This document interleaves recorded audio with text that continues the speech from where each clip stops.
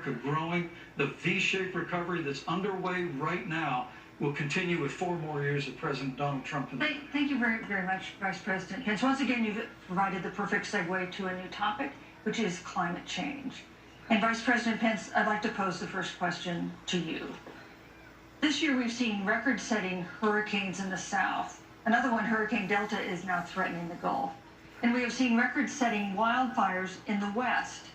Do you believe, as the scientific community has concluded, that man-made climate change has made wildfires bigger, hotter, and more deadly, and have made hurricanes wetter, slower, and more damaging? You have 2 minutes uninterrupted. Thank you, Susan.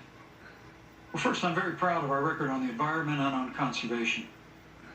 According to all of the best estimates, our air and land are cleaner than any time ever recorded, and our water is among the cleanest in the world. And just a little while ago, the President signed the Outdoors Act, the largest investment in our public lands and public parks in 100 years. So President Trump has made a commitment to conservation and to the environment. Now, with regard to climate change, the climate is changing. The issue is, what's the cause and what do we do about it? President Trump has made it clear that we're going to continue to listen to the science. Now, Joe Biden and Kamala Harris would put us back in the Paris Climate Accord. They'd impose the Green New Deal, which would crush American energy, would increase the energy costs of American families in their homes, and literally would crush American jobs. And President Trump and I believe that the progress that we have made in a cleaner environment has been happening precisely because we have a strong free market economy. You know, what's remarkable is the United States has reduced CO2 more than the countries that are still in the Paris Climate Accord, but we've done it through innovation, and we've done it through natural gas and fracking, which, Senator, the American people can go look at the record. I know Joe Biden says otherwise now, as you do, but the both of you repeatedly committed to abolishing fossil fuel and banning fracking. And so by creating the kind of American innovation, we're actually steering toward a stronger and better environment. With regard to wildfires, President Trump and I believe that forest management has to be front and center, and even Governor Gavin Newsom from your state has agreed we've got to work on forest management. And with regard to hurricanes, the National Oceanic Administration tells us that actually as difficult as they are, Thank you, Vice President. there are no more hurricanes today than there were 100 years ago. Thank you. But many of the climate alarmists use hurricanes and wildfires to try and sell the bill of goods of a Green New Deal. And President Trump and I are going to always put American jobs and American workers first. Senator Harris, as the Vice President mentioned, you co-sponsored the Green New Deal in Congress. But Vice President Biden said in last week's debate that he does not support the Green New Deal. But if you look at the Biden-Harris campaign website, it describes the Green New Deal as a crucial framework. What exactly would be the stance of a Biden-Harris administration toward the Green New Deal? You have 2 minutes uninterrupted. Sure. So first of all, I will repeat, and the American people know, that Joe Biden will not ban fracking. That is a fact. That is a fact. I will repeat that Joe Biden has been very clear that he thinks about growing jobs, which is why he will not increase taxes for anyone who makes less than $400,000 a year. Joe Biden's economic plan, Moody's, which is a reputable Wall Street firm, has said will create 7 million more jobs than Donald Trump's. And part of those jobs that will be created by Joe Biden are going to be about clean energy and renewable energy. Because you see, Joe understands that the west coast of our country is burning, including my home state of California. Joe sees what is happening on the Gulf states, which are being battered by storms. Joe has seen and talked with the farmers in Iowa, whose entire crops have been destroyed because of floods. And so Joe believes, again, in science. I'll tell you something, Susan. I served, when I first got to the Senate, on the committee that's responsible for the environment. Do you know this administration took the word science off the website and then took the phrase climate change off the website? We have seen a pattern with this administration, which is they don't believe in science. And Joe's plan is about saying we're going to deal with it, but we're also going to create jobs. Donald Trump, when asked about the wildfires in California, and the question was, the science is telling us this, you know what Donald Trump said? Science doesn't know. So let's talk about who is prepared to lead our country over the course of the next 4 years on what is an existential threat to us as human beings. Joe is about saying we're going to invest that in renewable energy. It's going to be about the creation of millions of jobs. We will achieve net zero emissions by 2050, carbon neutral by 2035. Joe has a plan. This has been a lot of talk from the Trump administration, and really it has been to go backward instead of forward. We will also re-enter the climate agreement with pride. Senator Harris just said that climate change is an existential threat. Vice President Pence, do you believe that climate change poses an existential threat? As I said, Susan, the climate is changing. We'll follow the science. But once again, Senator Harris is denying the fact that they're going to raise taxes on every American. Joe Biden said twice in the debate last week that on day one he was going to repeal the Trump tax cuts. Those tax cuts delivered $2,000 in tax relief to the average family of four across America. And with regard to banning fracking, I just recommend that people look at the record. You yourself said repeatedly that you would ban fracking. You were the first Senate co-sponsor of the Green New Deal. And while Joe Biden denied the Green New Deal, Susan, thank you for pointing out, the Green New Deal is on their campaign website. And as USA Today said, it's essentially the same plan as you co-sponsored with AOC when she submitted it in the Senate. And you just heard the senator say that she's going to resubmit America to the Paris Climate Accord. Look, the American people have always cherished our environment. We'll continue to cherish it. We've made great progress reducing CO2 emissions through American innovation and the development of natural gas through fracking. We don't need a massive $2 trillion Green New Deal that would impose all new mandates on American businesses and American families. Thank you. Joe Biden wants us to retrofit 4 million American business buildings. It makes no sense. It will cost jobs. President Trump is going to put America first. He's going to put jobs first, and we're going to take care of our environment and follow the science. On the issue of jobs, Senator Harris, let's talk about that.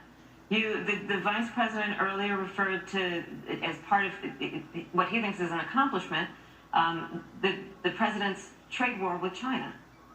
You lost that trade war. You lost it. What ended up happening is because of a so-called trade war with China, America lost 300,000 manufacturing jobs. Farmers have experienced bankruptcy because of it. We are in a manufacturing recession because of it. And when we look at where this administration has been, there are estimates that by the end of the term of this administration, they will have lost more jobs than almost any other presidential administration. And the American people know what I'm talking about. You know, I think about 20-year-olds. We have a 20-year-old, a 20-something-year-old, who are coming out of high school and college right now, and you're wondering, is there going to be a job there for me? We're looking at people who are trying to figure out how they're going to pay rent by the end of the month. Almost half of American renters are worried about whether they're going to be able to pay rent by the end of the month. This is where the economy is in America right now, and it is because of the catastrophe and the failure of leadership of this administration. Thank you, Senator Harris. Vice President Pence, let me give you just 15 seconds to respond, because then I want to move on to... Well, I'd love to respond. Look, lost the trade war with China. Joe Biden never fought it. Joe Biden has been a cheerleader for communist China over the last several decades. And again, Senator Harris, you're entitled to your opinion. You're not entitled to your own facts. When Joe Biden was vice president, we lost 200,000 manufacturing jobs, and President Obama said they were never coming back. He said we needed a magic wand to bring them back. In our first 3 years after we cut taxes, rolled back regulation, unleashed American energy, this administration saw 500,000 manufacturing jobs created. And that's exactly the kind of growth we're going to continue to see as we bring our nation through this pandemic. Listen, Your Green New Thank you, Deal, your Vice President massive new Pence. mandates, your Paris Climate Accord, it's going to kill jobs this time, just like it killed jobs. I just need to respond very quickly. 15 please. seconds and Thank we'll you. move on. Thank you. Joe Biden is responsible for saving America's auto industry, and you voted against it. So let's set the record straight. Thank you. I'd like to talk about China. We have, as our next topic, we have no more complicated or consequential foreign relationship than the one with China. It is a huge market for American agricultural goods. It's a potential partner in dealing with climate change in North Korea. And in a video tonight, President Trump again blamed it for the coronavirus, saying China will pay. Vice President Pence, how would you describe our fundamental relationship with China? Competitors, adversaries, enemies? You have 2 minutes. Thank you, Susan. Well, before I leave that, let me speak to voting records if I can. You know, everybody knows that NAFTA cost literally thousands of American factories to close. We saw automotive jobs go south of the border. President Trump fought to renegotiate NAFTA. And the United States-Mexico-Canada agreement is now the law of the land. American people deserve to know that Senator Kamala Harris was one of only 10 members of the Senate to vote against the USMCA. It was a huge win for American auto workers. It was a huge win for American farmers, especially dairy in the upper Midwest. But Senator, you said it didn't go far enough on climate change, that you put your radical environmental agenda ahead of American auto workers and ahead of American jobs. The American people deserve to know that. It's probably why Newsweek magazine said that Kamala Harris was the most liberal member of the United States Senate in 2019. More liberal than Bernie Sanders, more liberal than any of the others in the United States Senate. So now with regard to China, look, Susan, first and foremost, China is to blame for the coronavirus. And President Trump is not happy about it. He's made that very clear, made it clear again today. China and the World Health Organization did not play straight with the American people. They did not let our personnel into China to get information on the coronavirus until the middle of February. Fortunately, President Trump, in dealing with China from the outset of this administration, standing up to China that had been taking advantage of America for decades in the wake of Joe Biden's cheerleading for China, President Trump made that decision before the end of January to suspend all travel from China. And again, the American people deserve to know Joe Biden opposed President Trump's decision to suspend all travel from China. He said it was hysterical. He said it was Thank you, Vice xenophobic. President Pence. But President Trump has Vice President stood Pence, up your to time is China. up. We're going to continue to stand strong. Thank you, Vice President Pence. We want to improve the relationship, but we're going to level the playing field, and we're going to hold Vice President China Pence. accountable for what they did to America with the coronavirus. Thank you. Senator Harris, let me ask you the same question that I asked the Vice President. How would you describe our fundamental relationship with China? Are we competitors, adversaries, enemies? You'll have 2 minutes uninterrupted. Susan, the Trump administration's perspective and approach to China has resulted in the loss of American lives, American jobs, and America's standing. There's a weird obsession that President Trump has had with getting rid of whatever accomplishment was achieved by President Obama and Vice President Biden. For example, they created within the White House an office that basically was responsible for monitoring pandemics. They got rid of it. Not true. There was a team of disease experts that President Obama and Vice President Biden dispatched to China to monitor what is now predictable and what might happen. They pulled them out. We now are looking at 210,000 Americans who have lost their lives. Let's look at the job situation. We mentioned before the trade deal, the trade war, they wanted to call it, with China. It resulted in the loss of over 300 manufacturing jobs and a manufacturing recession, and the American consumer paying thousands of dollars more for goods because of that failed war that they called it. Then let's talk about standing. Pew, a reputable research firm, has done an analysis that shows that leaders of all of our formerly allied countries have now decided that they hold in greater esteem and respect Xi Jinping, the head of the Chinese Communist Party, than they do Donald Trump, the President of the United States, the Commander-in-Chief of the United States. This is where we are today because of a failure of leadership by this administration. Senator Harris, we've seen changes in the role of the United States in terms of global leadership over the past 4 years. And of course, times do change. What's your definition? We've seen strains with China, of course, as the Vice President mentioned. We've seen strains with our traditional allies in NATO and elsewhere. What is your definition of the role of American leadership in 2020?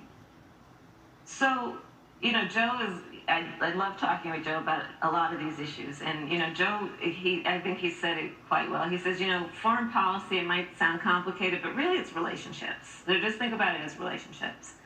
And so we know this in our personal and professional relationships. You got to keep your word to your friends. Got to be loyal to your friends. People who've stood with you, got to stand with them. You got to know who your adversaries are and keep them in check.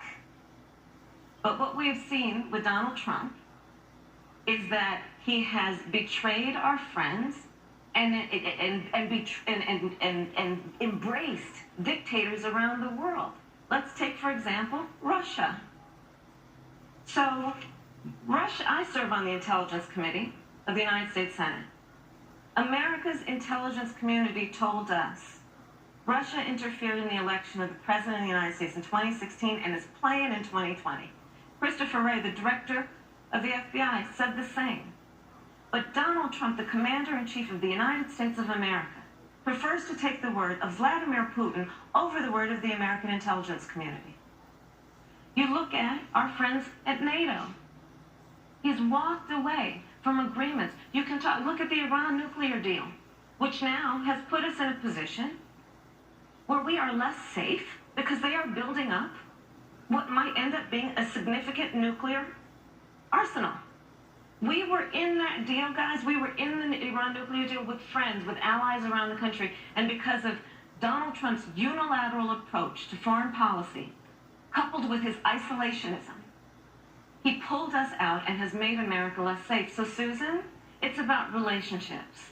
And the thing that has always been part of the strength of our nation, in addition to our great military, has been that we keep our word. But Donald Trump doesn't understand that because he doesn't understand what it means to be honest. Thank you, Senator Harris. Vice President, let me give you a chance to respond.